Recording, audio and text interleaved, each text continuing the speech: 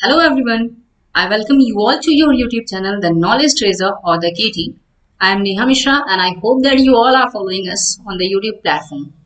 Guys, I hope that you all are aware of the fact that the notifications for our RRB, NTPC and Group D examinations has been published, and these examinations are going to be conducted in the month of December. So keeping in mind all these facts, we have decided कि एक series लेके आई जाए आपके सामने। आपको पता ही है कि सबसे ज्यादा क्वेश्चंस आपके अगर जीके की पर्टिकुलरली जीके की अगर मैं बात करूं तो सबसे ज्यादा क्वेश्चंस पूछे जाते हैं साइंस में, and that too from biology, right. Biology में भी अगर मैं कहूं तो आप देखिए जो वर्ड है ना वाइटामिन, जो कि आज का हमारा टॉपिक है वाइटामिन। सो वाइटामिन का मतलब ही होता है वाइटा, मतलब ही होता है life, and life is very much important, right. So this is a very important topic. Vitamins is a very important topic and that we are going to discuss today only. बहुत जल्दी आपके सामने फिजिक्स, केमिस्ट्री, रीजनिंग और mathematics की classes भी होने वाली हैं. सो आप हमारे चैनल से जुड़े रहें. अगर सब्सक्राइब नहीं किया है तो सब्सक्राइब कर लें, दोस्तों से शेयर करें, ठीक है। और अगर वीडियो पसंद आए तो लाइक जरूर करें. चलिए स्टार्ट करते हैं आज का अपना ये session, and that is going to be very important. और बहुत सारे क्वेश्चंस यहाँ से बनने वाले हैं आपकी एग्जामिनेशन में, जो कि मैं पहले ही आपको बता दिया मैंने आपको ऑलरेडी. सो एक पेन और कॉपी रखें and let's start. So vitamin जानने के लिए गाइस सबसे पहले आपको ये जानना होगा कि व्हाट इज न्यूट्रिशन, क्योंकि वाइटामिन या कोई भी चीजें, कार्बोहाइड्रेट्स, प्रोटीन्स, फैट्स, जो भी हम चीजें खाते हैं तो वी इनटेक ना, जो हम सारी चीजें इनटेक करते हैं मतलब खाते हैं, यही सारी चीजें इन्वॉल्व होती हैं न्यूट्रिशन के अंदर. सो फटाफट देख लेते हैं कि what is the definition. So the process of taking in food and using it for growth, metabolism and repair. So the process of taking in food and using it for growth, metabolism and repair is called nutrition. Nutrition में हम खाना खाते हैं, right, जो भी चीजें हम intake करते हैं, प्रोटीन्स, कार्बोहाइड्रेट्स, जो भी चीजें हैं, तो इन चीजों का इनटेक हम क्यों करते हैं गाइस? अपने सर्वाइवल के लिए, अपने अंदर एनर्जी के लिए, अपने ग्रोथ एंड डेवलपमेंट के लिए, अपने आप को डिजीजेस से बचाने के लिए, ठीक है, ये सारी चीजें. So that is why we have it has been written here that for growth, for metabolism and for repair. Repair का मतलब यहाँ पे यही है कि हम अपने आप को किस तरह से डिजीज से बचाएं, या अगर कोई डिजीज हो गई है तो उससे हम किस तरह से रिकवर हों, किस तरह से हमारी रिकवरी हो. क्लियर? मेटाबॉलिज्म का मतलब होता है गाइस कि हम बहुत सारी चीजें हम खाते हैं, या हमारी बॉडी के अंदर बहुत सारे मल्टीपल रिएक्शंस होते हैं. Sorry guys, sorry for this, let me erase it. So बहुत सारे रिएक्शंस हमारी बॉडी के अंदर होते हैं, बहुत सारी चीजें बनती हैं, बहुत सारी चीजें टूटती हैं. तो all those are included or called metabolism, right? चलिए अब देख लेते हैं कि न्यूट्रिशन के अंदर क्या क्या स्टेप्स होते हैं, क्या क्या स्टेजेस होते हैं, राइट? समझाती हूँ मैं आपको. So nutritional stages are ingestion, digestion, absorption, transport, assimilation and excretion. घबराने की कोई बात नहीं है, भारी भारी से वर्ड्स हैं, बहुत आसान सा कॉन्सेप्ट है, बहुत छोटी छोटी बातें हैं, मैं आपको समझा देती हूँ शॉर्ट में. इंजेशन का मतलब होता है जैसे ही हम लोगों ने कोई न्यूट्रिशन का इंटेक किया, राइट, खाया, किसी भी चीज को खाया, that is ingestion and that is the starting point, right. After that the food gets digested. Food का डाइजेशन स्टार्ट हो जाता है. कहाँ से स्टार्ट हो जाता है? जैसे ही हम फूड को खाते हैं. कहाँ पे खाते हैं? माउथ में ही खाते हैं ना, हाथ में तो खाते नहीं है, आंख में तो खाते नहीं है. सो माउथ में ही डाइजेशन स्टार्ट हो जाता है. एक इंपॉर्टेंट क्वेश्चन यहाँ से बन गया कि न्यूट्रिशन कहाँ, सॉरी, हाँ एग्जैक्टली, आपका डाइजेशन कहाँ से स्टार्ट होता है? सो digestion starts from the mouth itself, right. चलिए, डाइजेशन होने के बाद जो डाइजेस्टेड फूड है वो क्या हमारे ब्लड स्ट्रीम में वैसे ही चला जाता है? तो जी हाँ, डाइजेस्टेड फूड ही हमारे ब्लड स्ट्रीम में जाता है. आप चावल खाते हो तो क्या चावल आपके ब्लड स्ट्रीम में चला जाता है? फिर तो ब्लड कैरी नहीं कर पाएगा. आर्टरीज ही हैं, वेन्स ही हैं, कैपिलरीज ही हैं, कोई बड़ी बड़ी पाइप्स नहीं है, राइट. तो डाइजेस्टेड फूड का जाना बहुत जरूरी है. और डाइजेस्टेड फूड का मतलब क्या होता है? जो भी चीजें हैं वो अपने बेसिक से टर्म्स में, मतलब पूरी टूट, जैसे कि कार्बोहाइड्रेट है तो वो ग्लूकोज में टूट गया, फ्रक्टोज, सुक्रोज, ये सारी मतलब जो उनके कॉन्स्टिट्यूएंट्स हैं, उन बेसिक जो स्मॉलेस्ट यूनिट है उनमें उनका ब्रेकडाउन हो चुका है. प्रोटीन्स जो है वो अमीनो एसिड में, एसिड्स में कन्वर्ट हो चुकी हैं, ठीक है. तो एब्जॉर्प्शन होता है, मतलब ब्लड स्ट्रीम के अंदर जो डाइजेस्टेड फूड है वो एंटर कर गया, right? So after that the most important function of blood is to transport what? Transport various things like transport oxygen, like transport digested food, like transport waste materials, right? ये सारी चीजें समझने के लिए आपको मेरा प्रीवियस वीडियो देखना होगा, and that is the circulatory system and the second one is blood. उन दोनों टॉपिक्स में मैंने बहुत अच्छे तरीके से समझाया है कि कैसे ये सारी चीजें होती हैं, right? So after absorption the process of transportation takes place. Transportation में कुछ नहीं होता है, जो एब्जॉर्ब फूड है, मतलब जो डाइजेस्टेड फूड है, वो ट्रांसपोर्ट होता है। कहाँ ट्रांसपोर्ट होता है? ब्लड जो है ट्रांसपोर्ट करता है उन ऑर्गन्स तक या उन ऑर्गेनेल्स तक या उन पार्ट्स तक, उन टिश्यूज, उन सेल्स तक जिनको उनकी जरूरत है। और हर सेल को ही जरूरत है, राइट? हर सेल को ही एनर्जी की जरूरत है, तो एनर्जी चाहिए, तो जो फूड है, डाइजेस्टेड फूड है, उनका ट्रांसपोर्टेशन होना जरूरी है, क्योंकि ट्रांसपोर्टेशन होगा तभी तो ग्लूकोज प्लस ऑक्सीजन होगा, मतलब रेस्पिरेशन होगा, तभी तो CO2 plus H2O plus the most important thing that is huge amount of energy बनेगी। यही एनर्जी तो हम यूटिलाइज करते हैं। ये CO2 बाहर निकल जाता है और H2O बॉडी में रिटेन कर जाता है, राइट? या निकल जाता है एक्सेस, राइट? तो उसके लिए क्या है कि ट्रांसपोर्टेशन के बाद ब्लड क्या करे? इसको ट्रांसपोर्ट करे डिफरेंट ऑर्गन्स तक या डिफरेंट सेल्स या डिफरेंट टिश्यूज तक, राइट? अब क्या होता है कि जब ये डाइजेस्टेड फूड ब्लड लेके आ गया ऑर्गन्स तक, तो ट्रांसफ्यूजन हो जाता है या इन्फ्यूजन हो जाता है, मतलब सेल्स ब्लड के अंदर से सेल्स के अंदर में फूड आ जाता है। कौन सा food guys? Digested food. I hope कि आपको सारी चीजें क्लियर हो रही हैं, ठीक है? तो इस प्रोसेस को, जो ब्लड स्ट्रीम से सेल्स के अंदर डाइजेस्टेड फूड का आना, that is called assimilation. And the last step is, the final step is, that is excretion. जो भी हम फूड खाते हैं, all that can not be digested. सारा फूड जो भी हम खाते हैं वो डाइजेस्ट नहीं होता है, हमारी बॉडी डाइजेस्ट नहीं कर पाती। अगर सब कुछ डाइजेस्ट हम कर ही लेते तो एक्सक्रीशन की जरूरत ही नहीं पड़ती। उनमें बहुत सारी चीजें ऐसी होती हैं जो हमारी बॉडी के लिए हार्मफुल होती हैं, and that has to be thrown out of the body, and that takes place by excretion. That is the final step. Excretion में जो भी अनडाइजेस्टेड फूड है, that gets transported to the excretory organs and we simply excrete it out, right? So I hope all these steps are clear to you all. I am clear to you all. So moving on, now we are going to discuss about the food. हम किस तरह के foods को खाते हैं based on the nutrients found in them, right?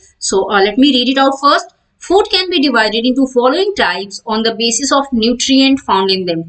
On the basis of nutrients, right? कौन-कौन से types हैं? The first one is energy giving foods. The second one is bodybuilding foods and the last one is protective foods. So चलिए एक example देती हूँ आपको। For example आप कहीं मार्केट गए हो, ठीक है, या आप अगर प्लेयर हो तो आप सुबह सुबह खेलने गए हो, शाम को खेलने गए हो, कभी भी आप खेलने गए हो, आप खेल के घर आते हो, मार्केट से आप घर आते हो, ठीक है, आते आपको बहुत ज्यादा एग्जॉस्टेड फील कर रहे हो, and you ask your mother to give a glass of glucose, right? आप बोलते हो मैम मम्मी थोड़ा सा ग्लूकॉन डी घोल के दे दो, या आप खुद अगर आपको मन है तो आप खुद से भी बना के ले लेते हो। तो आप ग्लूकॉन डी क्यों लेते हो? क्यों लेते हो? Just to feel energetic, just to regain energy, right? Energy gain करने के लिए आप ग्लूकॉन डी लेते हो। ग्लूकॉन डी क्या होता है? That is carbohydrate, that is carbohydrate. So energy giving foods are nothing but ऐसे फूड जो कि हमें एनर्जी देते हैं। कौन कौन से होते हैं? Carbohydrates and fats, right? Okay, the next one is bodybuilding foods. So again, with the help of an example, I'm going to make you understand. Bodybuilding foods क्या होते हैं guys? ऐसे foods जिनके हेल्प से हम मसल्स गेन करते हैं। आपने देखा होगा बहुत सारे स्प्रिंटर्स होते हैं, या जो रेसलर्स होते हैं, या जो प्लेयर्स होते हैं, cricketers, footballers, many people are there, right? और ऐसे भी बहुत लोगों को जो बॉडी बिल्डिंग, मतलब अपनी बॉडी एकदम फिट, सिक्स पैक एब्स चाहिए, मसल्स गेन करना है, राइट? फैट्स नहीं होना चाहिए। तो वो लोग क्या करते हैं? वो लोग अपने डाइट में प्रोटीन्स का खासा ध्यान रखते हैं, ठीक है? प्रोटीन इनटेक उनका बहुत ज्यादा होता है, ठीक है? तो प्रोटीन क्या है? Protein is nothing but the body building food, right? So energy giving foods हो गए carbohydrates plus fats, body building foods हैं proteins, and the last one is protective foods which protects us from different diseases, different germs, different foreign materials, and they are vitamins and minerals. So ये सारी चीजें आपको clear हो गई, आप एक बार देख लो, मन है तो नोट डाउन कर लो, नहीं मन है समझ में आ गया तो कोई बात ही नहीं है, मूविंग ऑन। सो यहाँ पे एक फ्लो चार्ट के हेल्प से आपको समझाया गया है। देखिए एनर्जी गिविंग फूड्स क्या होते हैं, carbohydrates and fats which I have already told you. The examples written here are bread, rice, potato, etc. Clear?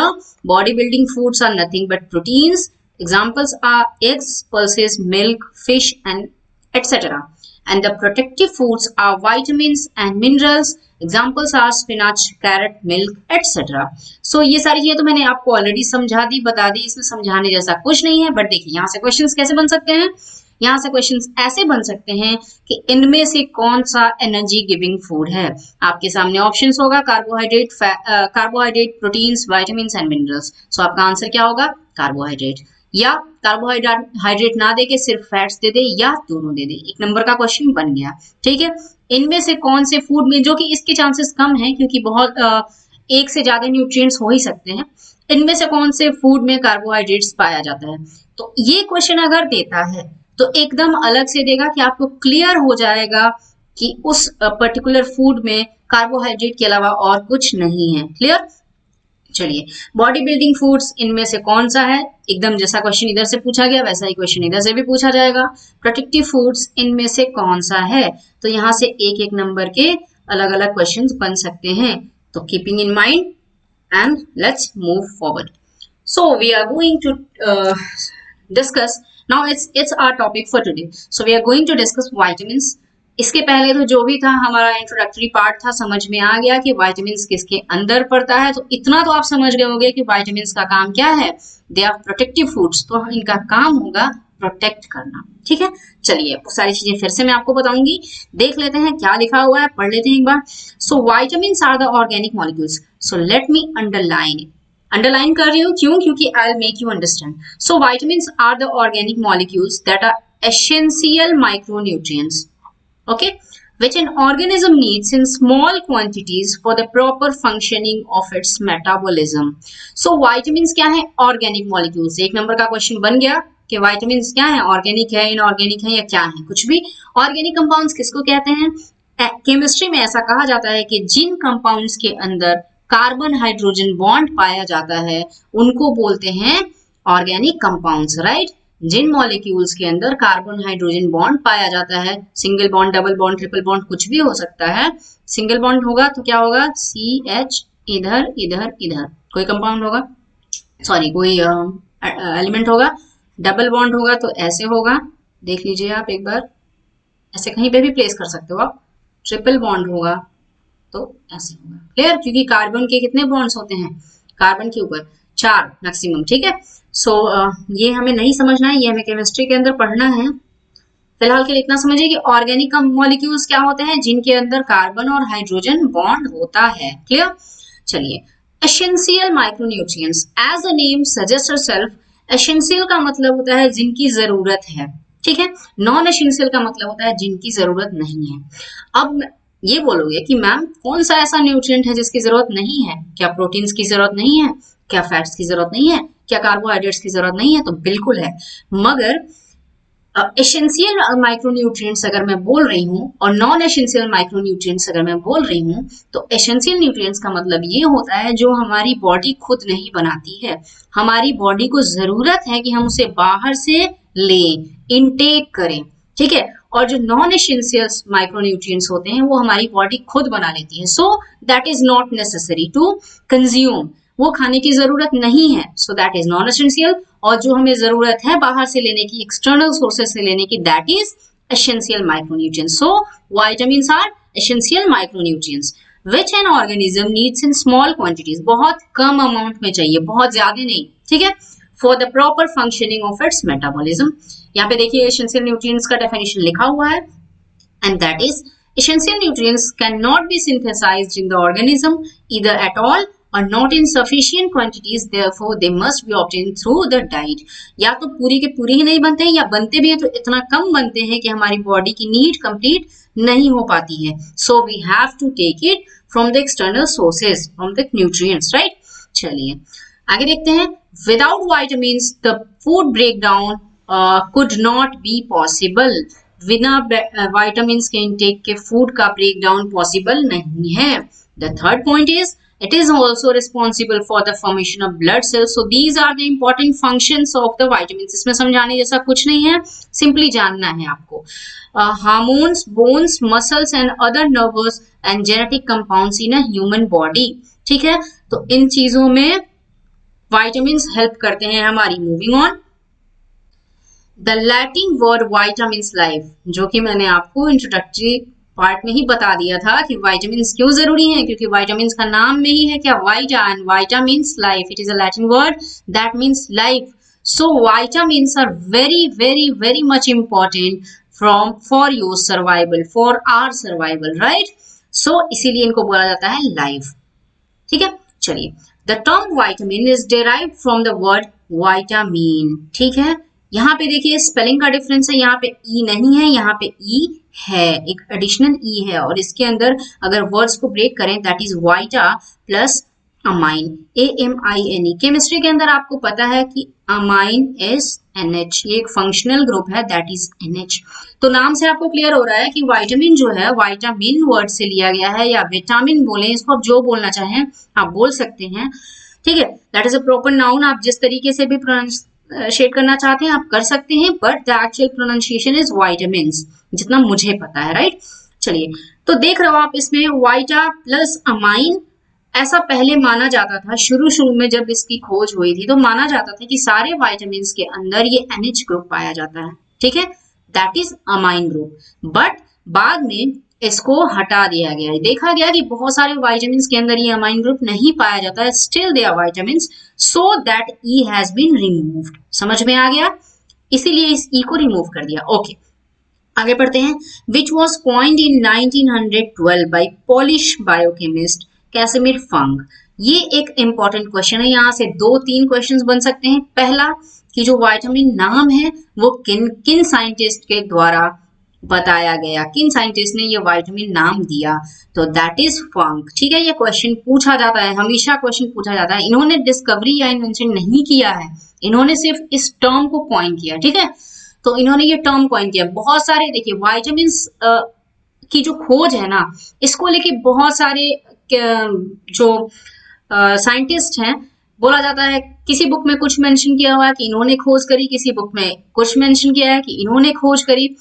For the timing आप इतना जानिए कि आपको यहाँ पे स्मार्ट प्ले करना है, ऑप्शंस पे ध्यान देना है आपको कि आपके सामने ऑप्शंस क्या दिए गए हैं।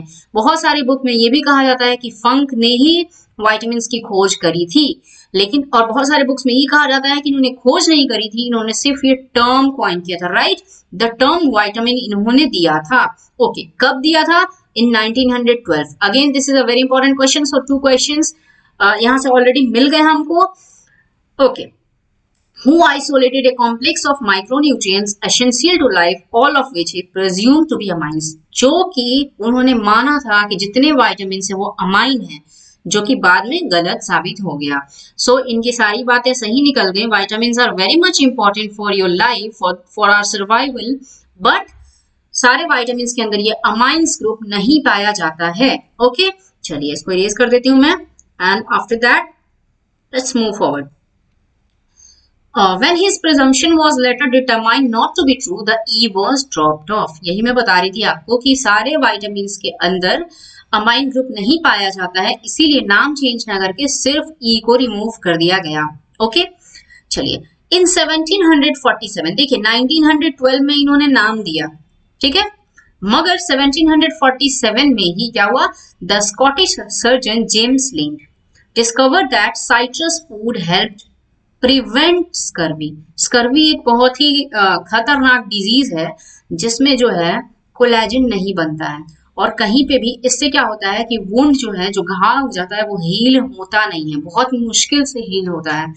और जब घाव, अगर चोट लग गई आपको, ब्लड फ्लो हो रहा है और वो हील नहीं हो रहा है, तो अल्टीमेटली क्या होगा, it will result to death. It is very fatal, it is deadly, right.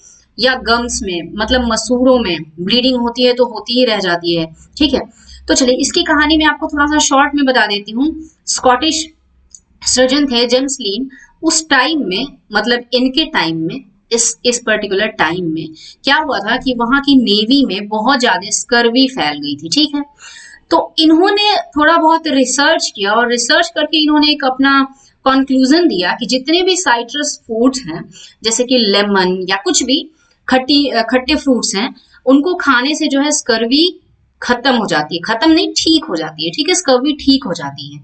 तो लोगों ने एक्सेप्ट किया इन चीजों को, जितने भी नेवी में लोग थे उन लोगों ने इनके कंक्लूजन को, इनकी खोज को उन्होंने एक्सेप्ट किया और वो खाना स्टार्ट कर दिए। तो देखा गया कि सही में ये सारी चीजें, मतलब साइट्रस फ्रूट्स क्या हैं, वो हेल्प करते हैं प्रिवेंट करने में किस चीज को, स्कर्वी को।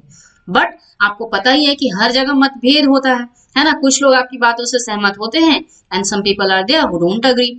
सो कुछ लोग ऐसे थे कि उन्होंने कहा कि नहीं, आपने जो बातें कही हैं कि साइट्रस फूड्स जो होते हैं वो स्कर्वी होने से रोकते हैं या बचाते हैं या हमें ठीक करते हैं, that is a myth, that is not true. क्या होता है, उन्होंने कहा कि अगर हम हाइजीन मेंटेन करें, हम फ्रेश फूड खाएं, स्टेल फूड हम अवॉइड करें, तो स्कर्वी से बचा जा सकता है। That was incorrect at that time. तो ये कहानी है कि जेम्स लिंड को, अच्छा एक इंपॉर्टेंट फैक्ट आपको बता देती हूँ, इसीलिए नेवी में इनको लाइमी भी बोला जाता था, ठीक है, क्योंकि साइट्रस फूड या लेमन इन्होंने बोला था कि खाने से स्कर्वी ठीक हो जाती है या रुक जाती है, सो इसलिए इनको लाइमी भी बोला जाता था। तो देख रहे हो आप, साइट्रस फूड में कुछ एक ऐसी चीज है जो स्कर्वी को ठीक करती है। यहां से ही ये विटामिन का कॉन्सेप्ट स्टार्ट हो चुका था, मगर ये नहीं पता था कि वो चीज क्या है, कैसे ठीक करती है, इसलिए हम कुछ इस बारे में डिटेल में बात नहीं कर पाते हैं, ठीक है। मगर ये चीजें वहां से स्टार्ट हो गई थी। मूविंग ऑन, इन 1881, अगेन देखिए, in 1881 Russian medical doctor Nikolai I Lunin studied the effects of scurvy and made a conclusion that besides the principal ingredients in food, small quantities of unknown substances are there which are essential to life. इन्होंने भी कहा कि food में जो basic nutrients हैं, for example carbohydrates, fats, proteins, minerals, इनके अलावा कोई एक ऐसा न्यूट्रिएंट है जो कि एसेंशियल है लाइफ के लिए। इन्होंने ऐसा कैसे कहा, इन्होंने एक टेस्ट परफॉर्म किया। क्या किया, इन्होंने एक माउस चूहा लिया, दो चूहे लिए, एक्चुअली माइस लिए, ठीक है, 2 माइस वर देयर, जिनको क्या किया इन्होंने कि एक को उन्होंने पूरा का पूरा मिल्क दिया, दूध पीने के लिए दिया, और दूसरे को क्या किया कि दूध के अंदर जो भी न्यूट्रिएंट्स होते हैं, फॉर एग्जांपल सपोज मान लीजिए कि कार्बोहाइड्रेट अलग अलग फीड किया, कार्बोहाइड्रेट फीड किया, प्रोटीन्स फीड किया, फैट्स फीड किया, मिनरल्स फीड किया, जो भी उनको पता था वो अलग अलग फीड किया। तो इन्होंने देखा कि जो वाइटामिन, जिस चूहे को वाइटामिन फीड कर रहे हैं वो चूहा सरवाइव कर जा रहा है, और जिसको अलग अलग न्यूट्रिएंट फीड कर रहे हैं वो चूहा मर गया। तो इन्होंने इससे कंक्लूजन बनाया या अपना कंक्लूजन दिया कि मिल्क के अंदर कोई एक ऐसी चीज है that is very much essential to life, मगर वो पता नहीं है कि वो क्या है। तो देखिए आप, लिंड ने भी यही कहा कि साइट्रस फ्रूट्स के अंदर कुछ एक ऐसा है that is essential to life. Lunin ने कहा कि मिल्क के अंदर ऐसा कुछ है that is essential to life. तो ये सारी चीजें जो हैं, ये सारी थियरी जो हैं हमें जाननी है। अगर एग्जाम्पल क्वेश्चन पूछता है, ये तो जनरली नहीं पूछा जाता है, मेनली यही पूछा जाता है कि जो टर्म है विटामिन्स वो किसने कॉइन किया, तो that is funk. Okay, that first discovered vitamin was vitamin A. Discovery, मैं ये कह रही हूँ डिस्कवरी मतलब पता चला, ठीक है। ओके, आई होप यहां तक सारा डाउट आपका क्लियर हो चुका है। Now we are going to discuss the types of vitamins. What are the types of vitamins? So there are mainly 2 types of vitamins. The first one is fat soluble vitamins and the second one is water soluble vitamins. नाम से ही बहुत ही clear है, इसमें कुछ समझाने जैसा नहीं है, फिर भी मैं थोड़ा सा आपको जरूर समझाऊंगी। देखते हैं क्या है समझने के लिए। यहाँ पे एक चार्ट बना हुआ है, आप देख पा रहे हो।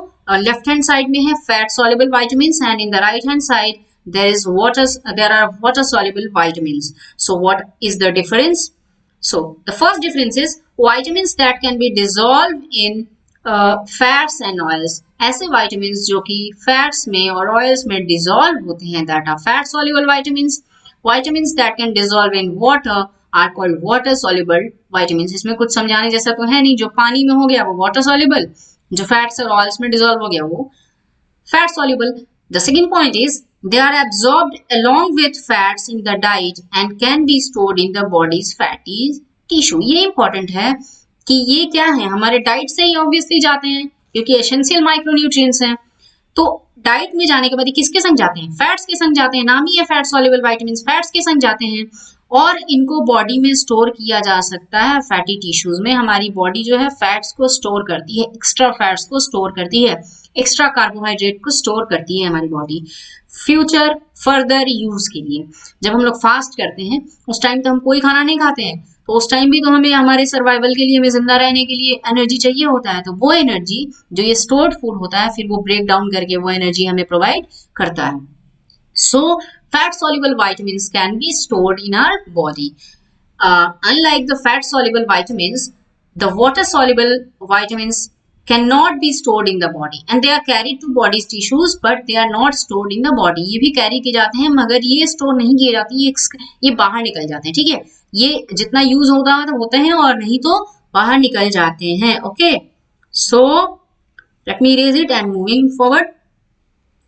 So the third point, they come from plant and animal foods or dietary supplements. Obviously हम लोग अगर plants का मतलब वेजिटेरियन है तो प्लांट से, नॉन वेजिटेरियन है तो एनिमल फूड से आता है, और नहीं तो जो सप्लीमेंट्स हम खाते हैं, एडिशनल जो भी चीजें खाते हैं वहां से ये आते हैं। वाटर सॉल्युबल विटामिन्स कहाँ से आते हैं? They are found in plants and animal foods और dietary supplements and must be taken in daily.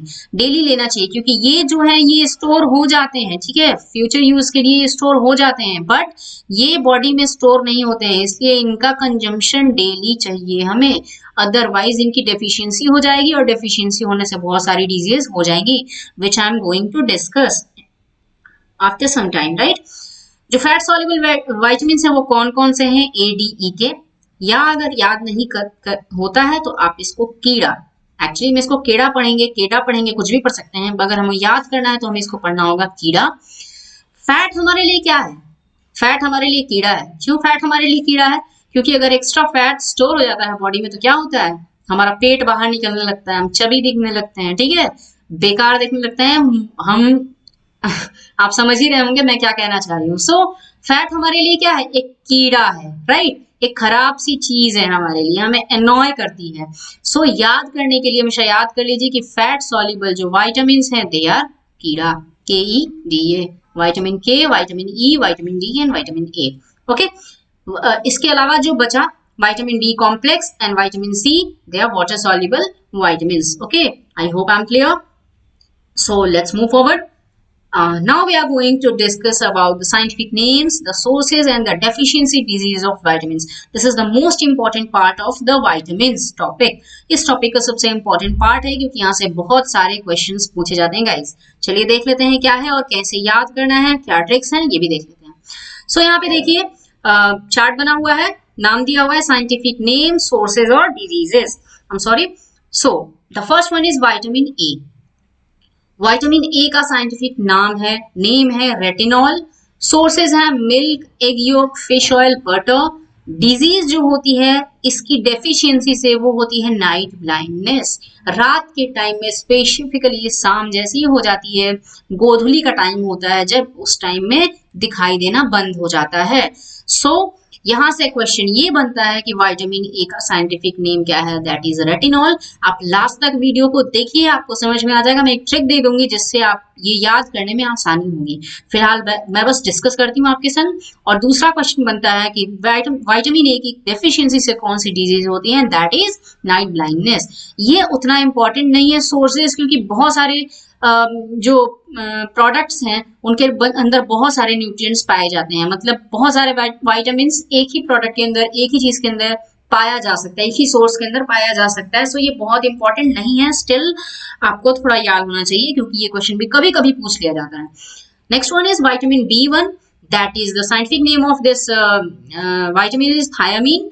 The sources are rice. अच्छा, ये इतने में ही नहीं पाया जाता है, आगे में ETC भी है, ठीक है, बहुत सारे प्रोडक्ट्स में पाया जाता है।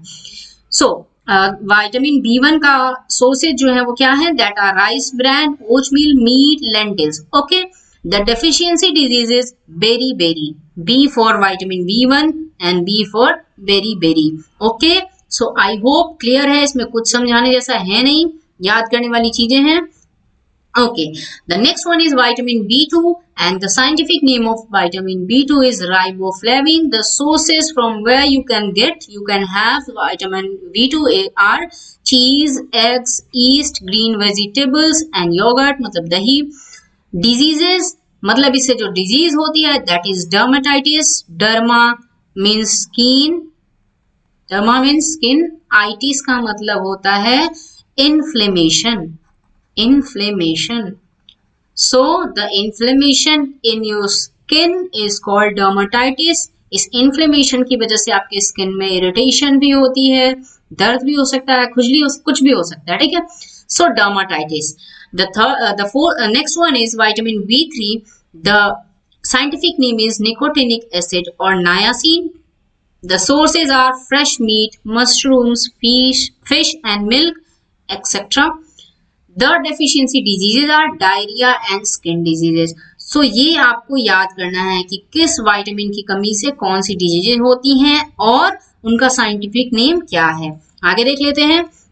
The next one is vitamin B5, that is pantothenic acid. The scientific name is pantothenic acid. The sources are chicken, whole grains, broccoli. The deficiency diseases are muscle cramp, muscle में बहुत ज्यादा pen होना, insomnia मतलब रात को नींद नहीं आना. हम लोग जब रात को नींद नहीं आता है तो बोलते हैं we have been insomniac, CC, ठीक है. तो insomniac मतलब we are referring to ourselves, right? Insomnia is the disease. रात में नींद नहीं, मतलब नींद का गायब हो जाना. इन शॉर्ट नींद का गायब. रात में मैं इसलिए बोल रही हूँ कि जनरली हम लोग रात में ही सोते हैं, ठीक है. तो इंसोम्निया मतलब नींद का गायब हो जाना. So next one is vitamin B6, that is the scientific name of this vitamin is pyridoxine. The sources are milk, cereals, fish, meat, legumes, bananas.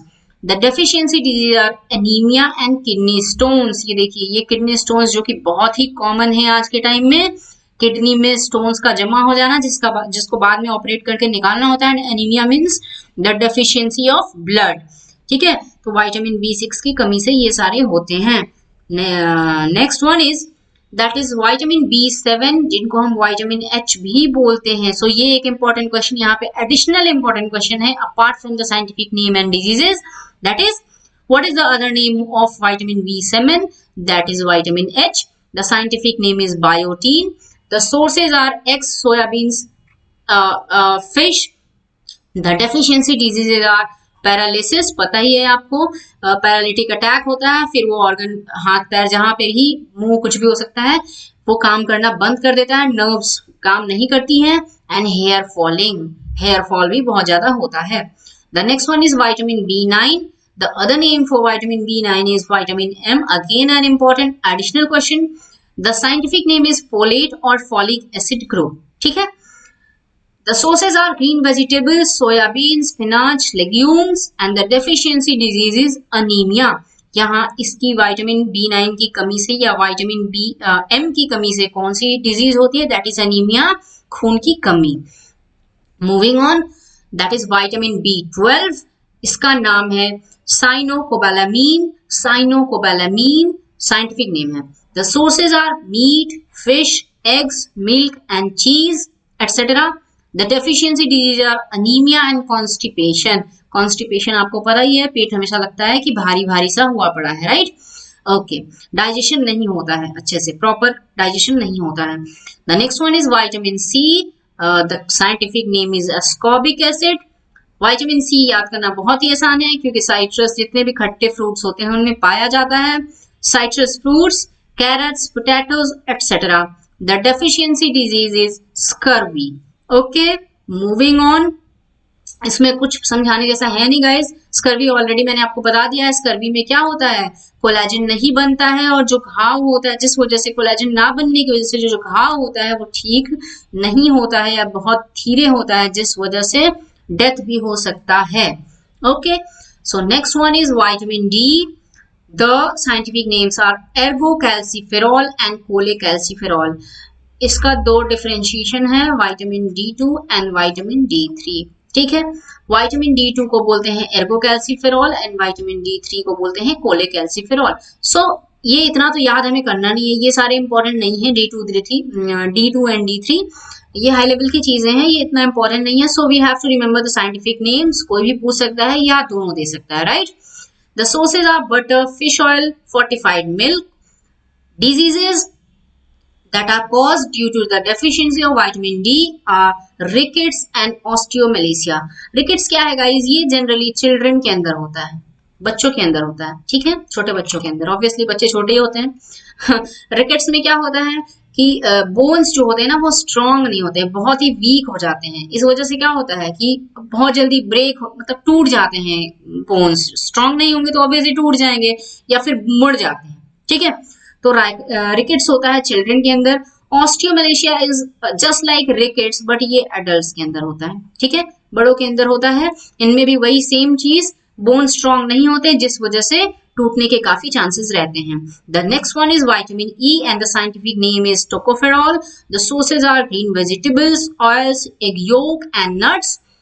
Disease that is caused by the deficiency of vitamin E is sterility, ठीक है। Sterility मतलब हिंदी में अगर मैं बोलूं तो इसको बोलते हैं बांझपन, मतलब रिप्रोडक्शन ना करने की, मतलब रिप्रोडक्टिव पावर जो है वो नहीं रहती है, ठीक है, inability. So the last one is vitamin K and the scientific name of vitamin K is phylloquinone. The sources are carrots, cabbage, eggs, milk and sprouts. The diseases caused due to deficiency of vitamin K is hemorrhage and anemia. Hemorrhage में क्या होता है? कोई भी जो blood canal होती है, मतलब जहां से ब्लड जाता है, ब्लड वेसल्स जो होती हैं वो एक्सेसिव प्रेशर की वजह से क्या हो जाती है? बर्स्ट कर जाती हैं। सो दैट इज हेमरेज, ठीक है। सो इतने टॉपिक्स थे, इतने वाइटामिन थे जो कि हमें स्टडी करने थे। अब आगे देख लेते हैं ट्रिक क्या है इसको याद करने का, ठीक है। चलिए देख लेते हैं।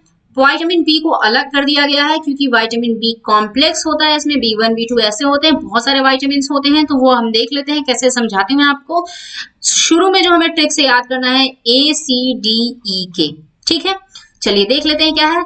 रेस टॉप ट्रिक है, रेस टॉप, ठीक है। चलिए समझ लेते हैं कि रेस टॉप क्या है। R इज फॉर रेटिनॉल, मैं यहां पहले लिख देती हूँ फिर मैं आपको समझा देती हूँ। A is for ascorbic acid,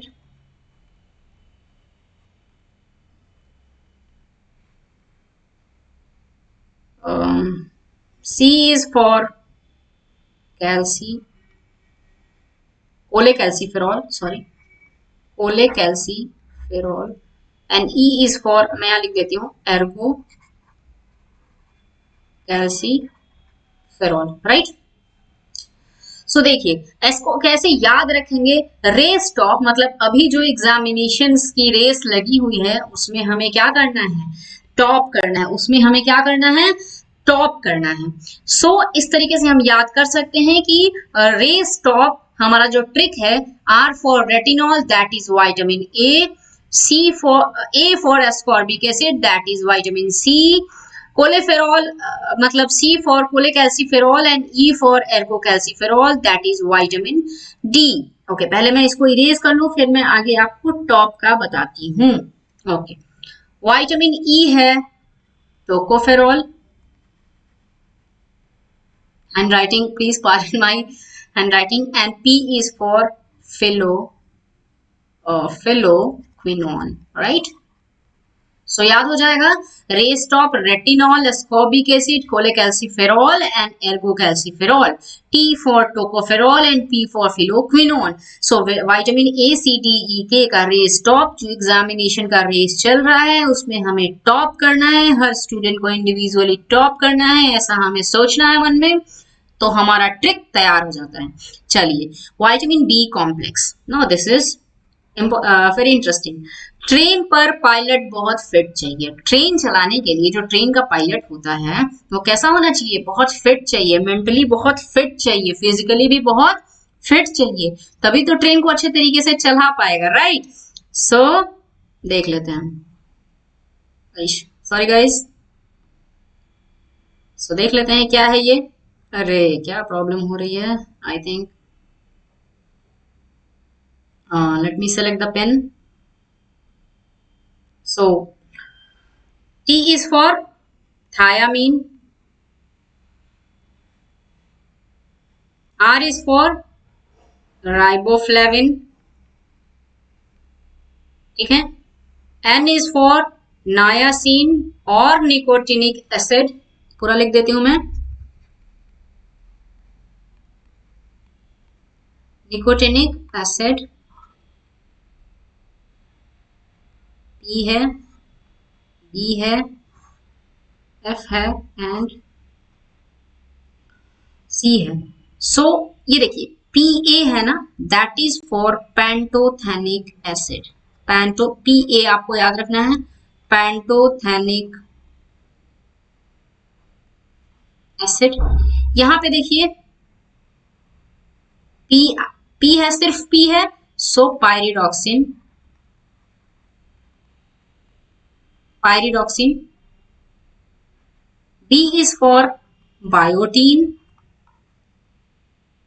F is for, एक मिनट रुक जाइए, मैं इसको इरेज कर लेती हूँ, फिर मैं आपको अच्छे से समझा पाऊंगी। F is for folic acid group, folic acid group, and C is for cyanocobalamin। Clear? So ये सारी चीजें आई थिंक आपको समझ में आ गई होंगी, तो आप ये ट्रिक एकदम याद कर लो। ट्रेन पर पायलट बहुत फिट चाहिए। ट्रेन पर T is the trick, R is the trick and N is the trick. PA combined है, ये P is the trick, B is the trick, F is the trick and C is the trick. यहाँ पे रे stop, ये भी बहुत अच्छा और बहुत छोटा सा ट्रिक है, बहुत सिंपल सा ट्रिक है। तो इन ट्रिक्स की हेल्प से आपको सारे वाइटामिन के साइंटिफिक नेम्स याद हो जाएंगे, which are very much important from examination from point of view. Exams में यही सारी चीजें पूछी जाती हैं। आज का हमारा वाइटामिन पूरा कंप्लीट हो चुका है, आज का सेशन पूरा कंप्लीट हो चुका है गाइस। आई होप आपका पूरा कॉन्सेप्ट क्लियर हो चुका होगा।